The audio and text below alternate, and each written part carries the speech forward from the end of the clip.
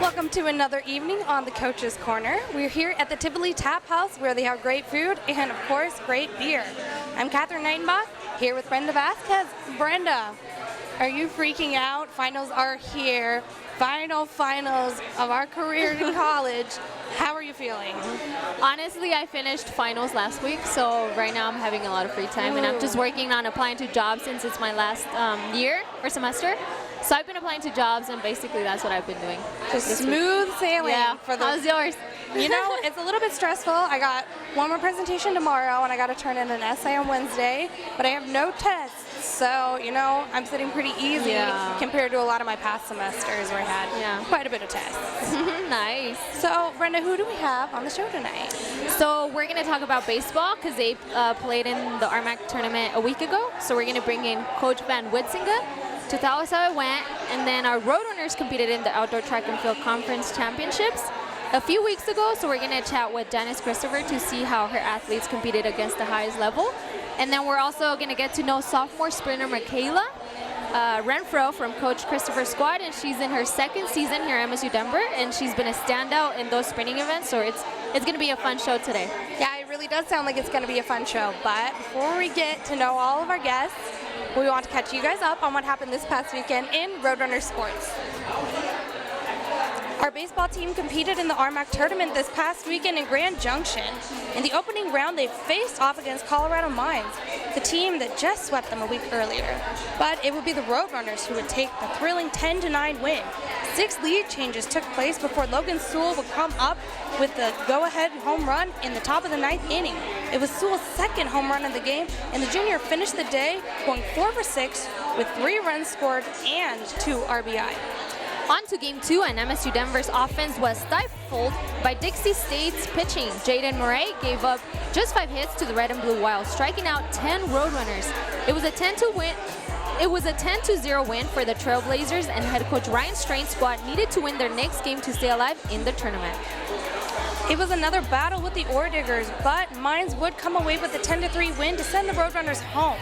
Sewell homered again in this one, but a 6-run first inning by Colorado Mines really set the tone in this one.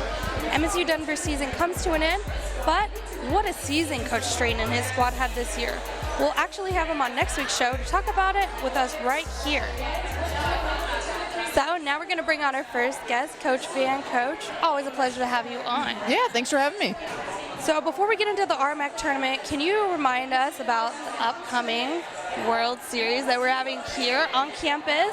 Yeah. When is it taking place? Can people come out and watch?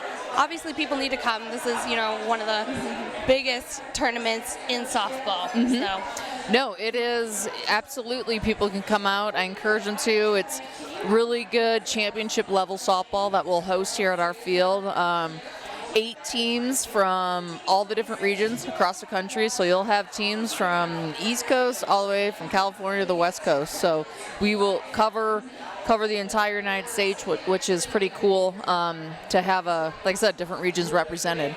I believe it starts May 22nd, and the championship is on Memorial Day. Yes, I know that. She's got it, guys. I know. I'm still recovering from season. No, it is the 22nd Memorial Day's championship. Every day will be great games, so come on down. Good atmosphere. Well, we're excited too. Yeah. Yes, I'll be there, so. Perfect. Yes, so now let's talk about the RMAC tournament. I know your team entered as a 5 seed and took on Colorado Mines. Heading into the game, how did your team look leading up to it? Did they look fired up, nervous? What was your vibe from the team? We felt good going in the tournament. We had been playing better. We had just come off a sweep, our last regular season weekend. In a sweep that, you know, there's a couple games we handled pretty well, and then a couple we kind of had to come back and have tight games, and one we won on a walk-off. So we felt like we had good momentum going in there. We didn't want to change a whole lot. We just wanted to stay positive, keep up with high energy, and the girls really did that. They fought hard, best softball we played all year, and really exciting stuff to build off of. So the first game ended up going really back and forth. It was a really thrilling game to watch. It It went into extra innings. Yep. Can you give us your thoughts on that game and how it could have gone to either side? Yeah, like you said, it was an awesome game to be a part of. Very competitive, back and forth. And, unfortunately we lost. And it was a hard loss. To lose a game like that, it is kind of a blow to the gut. But at the same time, really proud of, like I said, it was probably the best fight we've had all year, and Mines is a tough team. They're scrappy. They don't give up. And it was just two teams competing, going hard after each other. And as you were there, as I was there competing and coaching in it, kind of had the feelings like, man, whoever has the last at-bats, might have the advantage here. And Mines did. They had the last at-bats, but, yeah, it was a tough game. So just quick follow-up. This was a double elimination format, and with one loss already on the board, did your team feel pretty down, or did they really kind of feel fired up for the next game trying to win it? We were all, I think, immediately after the game, like, ugh. Like I said, kind of a blow to the gut because we had worked so hard and came up short, But at the same time, after we kind of talked about it, we just wanted to focus on the positive and how well we played, how hard we fought. And that our message to them was, don't change anything. You have nothing to hang your head about after that game. And all I ask of you is to keep bringing that fight, bring that energy, and we'll be here a while. And they did. I was really proud of them. So the story in Game 2 against CSU Pueblo was the right arm of Darby McKee. It's nothing to see Darby have a great outing, as she's been having a great year. But to give up just one hit in the playoffs has really got to show she's a big-time pitcher in the conference. Mm-hmm. No, yep, it wasn't shocking that Darby had a great outing. She is one of the better pitchers, one of the best pitchers in the conference, first team all-conference and all-region. And honestly, we needed that kind of performance at that time. We needed to kind of come back, shut someone down. They had one hit, and it was actually an infield hit. So no doubt it was a great performance. We needed it, got us into the next day, and let us keep competing. So speaking of continuing competing, you guys went on and competed in 2 more games, which took you guys into the semifinals. Mm-hmm. You seem to have some good plays from everyone from freshmen to seniors. You must really have loved to see your team really fighting, when their backs were against the wall. Absolutely. Like I said, that's all we told them to do. Like, that's all you can do. You can't control a lot of things, but you can control your effort, your energy, and your fight. And they brought that 100%. The next day, we had 2 more, exciting games. We played CCU to start, and again, another tight game, really good team with, they had a lot of seniors, a lot of veterans, and so we were able to, they came back, they tied up in the top of the 7th, and it was awesome. We came, and we got a walk-off hit by Darby. It's a super thrilling game, and it propelled us into, we got to see Mines again later that day, and our girls were excited about that, because of the first game. Rematch. Rematch. They were excited. They were, and came out swinging the bats, and good things happened. Nice. So the semis pitted you against Dixie State, who is the second ranked team in the RMAC. You actually held a 42 lead at one point, but the Trailblazers battled back. Give us your thoughts on how this game played out. Yeah, I can't complain about our energy and our fight. And we swung the bat. They have a really good pitching staff. In fact, one of their pitchers was a returning All-American. And so considering the pitching staff, we hit the ball well against them. I was happy with the adjustments we made and the approach we had to the plate and then buying into what we were telling them. It's just unfortunate it wasn't a very clean game for us defensively, and they were able to take advantage of it. We had 1-2 rough innings defensively, and that kind of was our Achilles heel, so to speak, that game. But again, good fight. I think we went out, swinging the bats and doing good things. So can you take us behind the scenes just a little bit? Once you knew that, the final game, that was it for the season, it was in the books, what were some of the things that you told your players, once you knew that the season was coming to an end? I know it can't be easy for it to come to an end, but it was a really great season. Yeah, it was a good up and down season, but finished strong. So, you're disappointed because you're putting everything into that weekend. My message was, I always want to thank the seniors and thank them for their time and their effort and their energy. And it was great. Our 2 seniors who were on the field a lot, Ashley Kim and Jasmine Wessel, they went out with great tournaments, so I was really happy with them. They're all being good teammates, which was the most important thing. And then to the returners, to use this as a kind of a a platform for them to spring them forward in the next year. You know, see what they're, hopefully it allows them to see what they're capable of and do good things and use it as motivation. All right, Coach. Got a trivia? See, she already knows what's coming. I know that your season is done and you know you're a little bit foggy from that, but I hope that you've done a little bit of studying. We know that you weren't too happy with Eric the other day, you know, because he didn't put you on to let you earn points. So as of today, he's going to give you a chance to make it up and get into first place. We're going to give you a chance to earn 6 points, and that will put you in the lead. Coach Glenn's in the lead, isn't she? Coach Glenn, Jenny? Yes. Yeah, I know that. That should have been a question. Well, 1 point out of 6. Just kidding. Here, are you ready for your question? Yeah. Don't worry, it's related to your This is tough. program. Finals week, man. All right. I know, finals week, final question. All right, so we saw Darby McGee break the Roadrunner record for career strikeouts from the circle. Can you name the next 6 pitchers on that list and try to surpass Jenny Glenn? In order or just 6 pitchers? Just 6. Brittany Moss. If you can do it in order, it should be an extra point. Brittany Moss.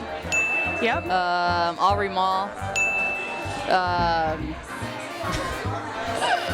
Cassidy Smith. Haley Fields. Good. Okay. Oh my gosh, I'm having a total. You don't even know how bad this is that I can't think of this individual's name right now because she was. No, come on, dead air. This is bad. And I'm missing a couple of people also. Aubrey, Cassidy, and then there's Brittany Moss, and then there's. What's that? Yeah, was she here like only 2 years? I know. I know. Say your first name. No, tell her the first letter. No, I know what it is, and I can't think of it. This is what happens when you hit 40. This is good commentary. You gotta Christy. say. Yes? It's Christy. It's Christy. Is that it? All right. And then I'm actually, that's 4. Yep.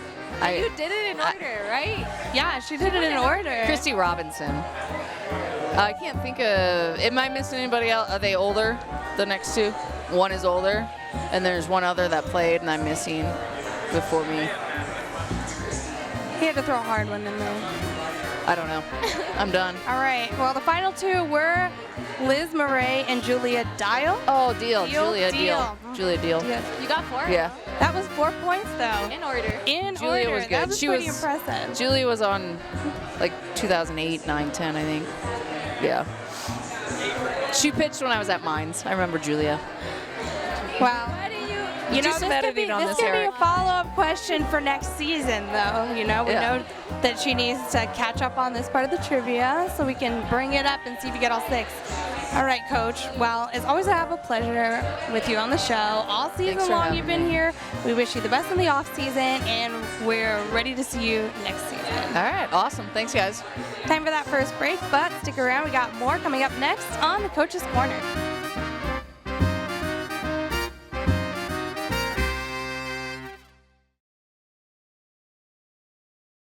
We are student athletes from the Rocky Mountain Athletic Conference. Let's get real about mental health. 1 in 4 of us are currently living with a mental illness. Let's have an honest conversation about mental health. 1 in 2 of us We'll have a mental health issue during our lifetime. Most of those who can get help improve their quality of life. You can help stamp out the stigma associated with seeking help. Take the pledge at Stamp Out Stigma. I'm Ashley Kim, senior second baseman for the softball team. Have the power, they have the ability to do so, and the diving stop by Kim gets there in time. What a play there by the senior. And you're watching the Coach's Corner. Get rowdy. Welcome back to the show. Before we talk with Coach Janis Christopher, we want to remind you one more time that the next Mug Club Happy Hour is happening this Thursday afternoon. Every month, the Tap House hosts their Mug Club Happy Hour, so make sure you're right there on Thursday from 4 to 6 p.m. to get an awesome discount on house brews. You'll get $2 off all Tap House beers, cider, and house drought wine. You'll also get complimentary appetizers as well. So come on down with your Mug Club membership and have a great time at this month's Happy Hour. If you're not sure how to become a Mug Club member, visit TivoliBrewingCo.com for more information. So now we say hello to Coach Janis Christopher. Coach, thank you again for coming on the show with us. My pleasure as always. So we want to talk about the RMAC Championships first, which took place in South Dakota. Last time we talked, we were worried about a little bit of rain. So how was the weather while you were there? Did it end up putting a damper on things, or did it kind of help the team excel? It was not rainy, so that was good. That is good. It was a little bit cold, and it was a lot bit windy. I think that it really gave our athletes an opportunity to show how tough they are, though, and so they went out and competed through the wind, and probably so it wasn't at their backs, I assume. No, especially not when you run a full circle around there a couple times. Yeah. It's going to blow in your face once. Yeah, at least once. But yeah, they did it. They did a great job with it, actually. I think it probably helped us a little bit.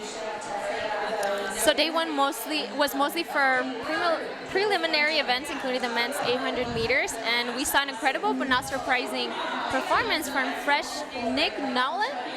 He would rather enter the finals as a top seed. How incredible was to see that? Oh, we told the kids, we're not ever in a position where we can just cruise into finals, and so we told him, race your preliminary race like it's the final, and then we'll just see what's left on the day whenever you have to actually run your final in that event. And so he's such an amazing competitor, and I saw his dad actually at the end of the meet, but I told him, I'm like, man, I'll never count your kid out because there is so much fight in him. And so a little surprising because we weren't sure how much he had left on his freshman legs after a very long season for a young man.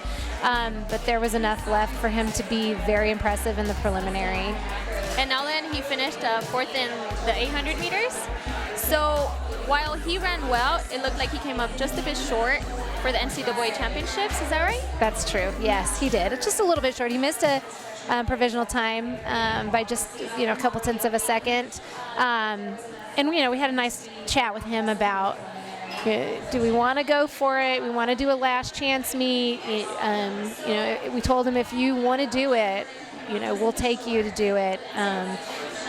But if you don't, it's okay too. We'll just start training for next year. And he woke up that Monday morning after we'd gotten home late, and he called Coach Mack and he said, I'm tired. I just don't think my legs have it in them right now. And so, we decided not to pursue the national qualifier for Nick, and I think it was probably a smart decision. Yeah. All right, so another performer who played a really big role in all of this was Bree Wellington. I was talking about her. She competed in 3 events. She competed in the 4x100 relay, in the 200 meters, and the high jump. Can you tell us how she did? She did a great job. I mean, our women's 4x1 made the finals, and so I don't. That was not a guaranteed thing, and so without Bree leading off for us and getting us going in the right direction, literally, we couldn't have done it without her. And so she was an important first leg on that relay. Got the girls. They really rally with her, around her. She's very supportive of her teammates, and she really, they do this cute. I think I took a picture of them, giving each other a hug before the preliminary, and so she got us going on that relay. That was a huge deal. The 200 meters, she outperformed. We had a bet. She said, I don't know if you guys know, Bree does fake lashes. Yeah. She does nice. Okay, see? I'm going to get a refill Thursday. Yes, so she does the lashes, and so she bet me, Coach, if I run a 25.5, I get to do your lashes. We haven't made the appointment yet, I think she told me but when she ran the prelim and she qualified for the finals in that time, she said she was so excited. She got on the bus and she screamed, Coach, Coach, Coach, guess what? And I said, "What is it, Bree?" She said, "I get to do your lashes." She was so excited. So great job for her. Making the final, that was not a guaranteed spot, but she is such a talented athlete that works really so hard and just loves to compete. And so the competition gets the best of her, and she probably runs faster than she really even wants to run. So sophomore Mikayla Renfroe, she also competed in the 3 events, which included 2 relays. How did she compete in this big stage of the RMAC Championships? You know, Mikayla is just such a cute athlete, and I say that in a very, I love her very much. The way that the innocence that she brings to our sport, I think, she came to us without a ton of experience, and so, every meet is like this big world is opened up to her, and so, she didn't know what was going to happen. She missed the indoor season, and we weren't running quite as fast as we thought, we would, and so she went in there kind of eyes wide open and just was hoping to make the final, and was actually surprised when she qualified 7th instead of the last qualifier, and then to be able to come back in the final and finish 5th. She finished the race, and she looked at me, and the times came up on the board, and she goes, "Wait, I was 5th?" And I said, "Yeah, you were 5th." And she goes, "I thought for sure I was 8th. That's why I passed that girl. I was going to just be 7th place." And I said, "Well, you never saw the other 2. They were too far behind you." So she had no idea where she was at. But she just fights the whole way around, and you never know. She's like Nick Nallen. You never count Mikayla out. And it's always good to be, further ahead in the placing than behind. Right. It's a good surprise for that. For sure. All right, Coach. So this is the last time that we're going to have you on Coach's Corner for this season. So it is time. We're going to actually do 2 rounds of Roadrunners trivia tonight I'm on not the show. prepared. I'm not prepared. Yeah. You always have to be prepared. Always prepared. Constant diligence on this show if you're going to be on. I'm sorry. You. It could be you. All right. So this is your last chance for points for this season. Okay. Are you ready for your last chance to win them? I will give it my best go. All right. Here's your question. Name the 6 outdoor track and field coaches in MSU Denver history, not including yourself. I probably only remember the ones that are in more recent history. So I remember Pete Julian, I remember John Supsick, I remember Nick Moss, and I remember he was the facilities guy here.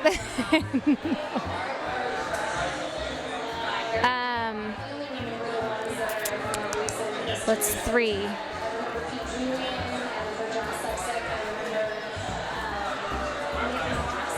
Kudos to both coaches. I can't think they about got multiple points on both of them. I cannot think of that third. Oh, no. Yeah, I don't remember the others. Yeah. All right.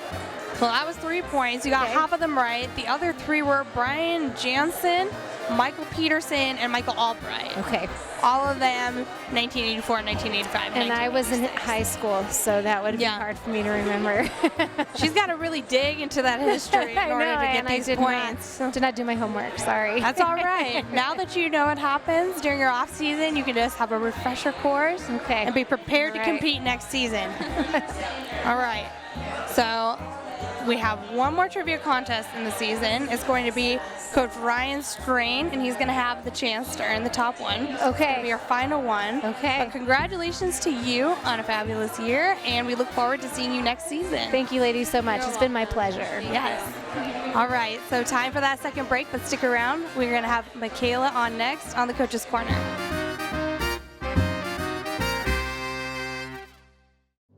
In the heart of the city, Metropolitan State University of Denver is holding the line on the American dream. Our students come from every background and experience. They are tenacious, purposeful, entrepreneurial. They choose the highest quality and best value in Colorado higher education, and they choose their own roads for more than 70 undergrad and graduate degrees. Relevant, hands-on, and affordable education. Discover your road to success at msudenver.edu. Hi, I'm Jay Smith, senior guard from the women's basketball team. How about that great assist by Jalen Smith off the seat of her pants? And you're watching Coach's Corner. Get rowdy. Welcome back. Before we talk with Mikayla, we want to remind you all out there that you need to get your Roadrunner swag from shopmsudenver.com. From apparel to golf equipment to office supplies to even clothes for your pet. Visit the website to represent the red and blue wherever you go this summer. Again, that website is shopmsudenver.com. We're now going to welcome in Mikayla Renfroe, sprinter from the track and field team. Mikayla, thank you for being on with us tonight. Thank you for having me. No problem. All right, so we found out that you were from Lovelock, Nevada. Yup. How did you end up coming to school here at MSU Denver? I was just emailing some coaches and stuff, and then Janis decided to email me back and say she was going to fly me down and all this stuff, and I was like, oh, that's like pretty cool, you know? So then I really enjoy the campus. I like the small like classes and stuff, and then plus you're like in the city. So I was like, this is like best of both worlds. So here I am. It's a pretty great place. Yeah. It's a pretty good place. So student athletes have to adjust, the ones that come from another state have to adjust to the altitude that Colorado presents. But Nevada has also has some high elevations. Yeah. So do you feel the transition for you was a bit easier, or was there some adjustments? Honestly, I didn't even notice. I live in the mountains basically, so I didn't. It was the same thing basically. All right, so we looked on your bio at roadrunnerathletics.com, and we saw that you are currently majoring in psychology. So can you tell us, do you have a dream job, and have you started taking any psychology classes yet? Yes, I have, and I'm a little like on the edge, but I think I want to be a counselor for a school and then maybe coach on the side. And that, I don't know. So what classes have you taken that are in psychology? Intro, and then right now I'm in social psychology. Okay, so I have to ask, since you're taking classes, are you flipping out like I was this past week for finals? Right, yeah. Actually, not really, no. I'm pretty confident in my classes right now, so I have one tomorrow in social psychology actually. And I don't know, I just really enjoy that class, so like I actually like really pay attention.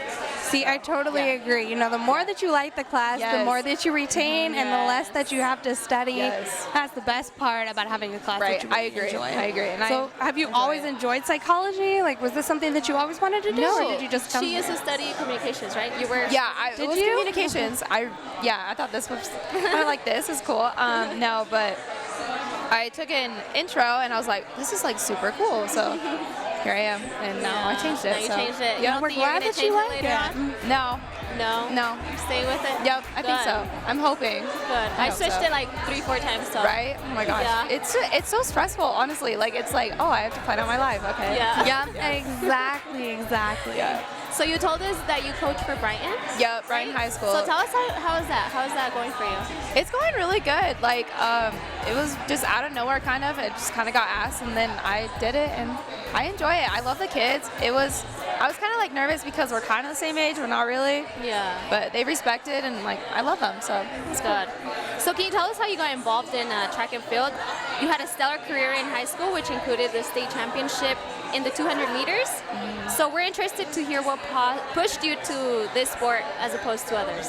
Okay, if I'm gonna be completely honest with you, I was actually like playing on the soccer club team, and the track coaches didn't really care if you didn't go to practice or not. So I did it, and then I ended up enjoying it, and so here I am. Nice. I'm a soccer player. Yeah. I love soccer. All right, so you just ended up finishing up your sophomore season. So how did year 2 go for you, in your opinion? You know, do you feel like you made a lot of progress from freshman year? Not really. I was kind of out in indoor season and stuff, so like I kind of got hurt with my hamstring and stuff, and then I was just kind of getting down on myself a lot because like my times were a lot slower this year and stuff. Honestly, don't know how I placed. Like I really thought I was in 5th or like 8th place, and then made it in 5th. I don't know how. But everything turned out good. You know, it's always nice to have, like, you know, placing that's better than you expected. Right. No, because then it's like, I was, yes, I was in shock. Like, Janis was like, no, you got 5th. And I was like, huh? Like, no, I thought I got 7th. Yeah, I was like, there's no way. But here we are. Yeah, no, it's nice. So for those who don't know, your sister competes for MSU Denver as well. She just completed her freshman year. Are you too close? She is also a sprinter, so do you work out together? Oh yeah, we're always together. We're like best friends. Everything turned out good. Honestly, I had no idea she even wanted to go to Metro or run track. It was just kind of like, it was cool. I love her being here, yeah. Are you guys rooming together, or? Oh no, she's rooming with another sprinter, Tegan. She's on the track team and stuff. So. Oh, nice. Yeah. So can you tell us a little bit about Coach Christopher? You know, what kind of coach is she? Does she really push you to be the best athlete you can? Yes, she does. She's really loving, and that's what kind of makes you feel like you want to be a part of the team and stuff. And she can be tough sometimes, but then again, she's really not. You just gotta, I don't know. Yeah. She's like the best coach I've ever had, so. That's what we like love to her. hear. Yeah. We really That's do what love we like her. to hear. Yes. We love having her here too. So. Yeah, she's awesome. She's a lot of fun to have on the she show is, for sure. All right, Mikayla. Well, it's always fun to have, you know, players on the show this week. Thank you so much for coming on. Thank and you. we're excited to see you with your next season coming next year. Thank you. Well, folks, that's going to wrap it up for this episode. As you know, we have one more episode coming this next week, so please stay tuned for that one, and please come in and watch it with us. For Brenda Vazquez, I'm Catherine Neitenbach, and we'll see you next week on the Coach's Corner.